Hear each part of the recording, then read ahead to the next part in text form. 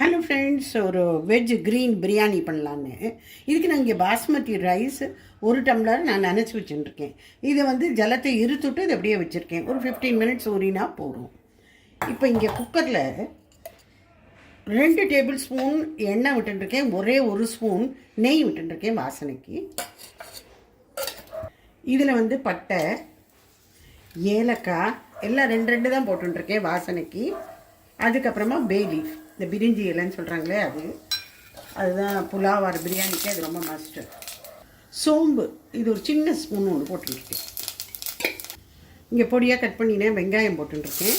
அதை வதக்கின்னு உள்ள விட்டு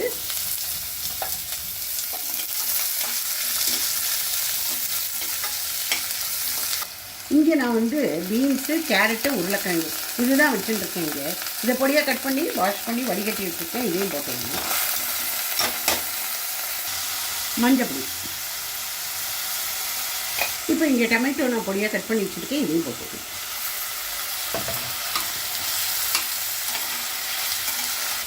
இப்போ இதுக்கு ஒரு க்ரீன் மசாலா ஒன்று அரைச்சிப்போம்.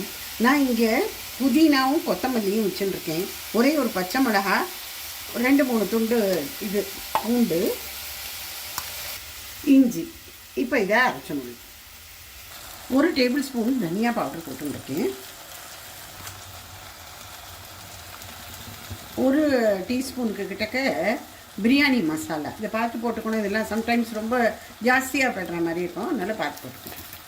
இதை நல்லா கிளறிடணும்.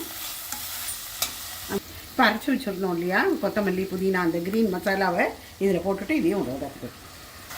இப்போ இதை நல்லா வதக்கின்றலாம். இப்போ இந்த ஊற வச்ச பாஸ்மதி அரிசியும் இதில் போட்டணும்.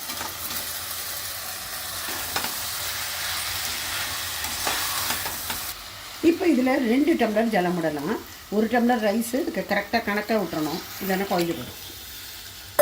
உப்பு போட்டுடலாம். இது ஒரு விசில் வந்த உடனே சிம்மில் ஒரு 5 நிமிஷம் வச்சு இறக்கினா சரியாக இருக்கும். இப்போ திறக்கலாம் குக்கரை.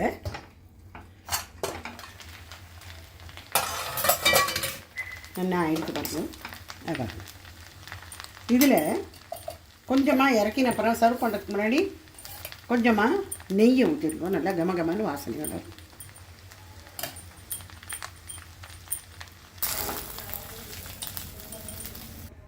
ஸோ சூடான வெஜ் பிரியாணி ரெடி. இதுக்கு நான் இங்கே ஒரு ரைத்தா வச்சுருக்கேன். தயிர் பச்சடி, வெங்காயமும் டொமேட்டோவும் போட்டு. இதுதான் இதுக்கு கரெக்டாக இருக்கும்.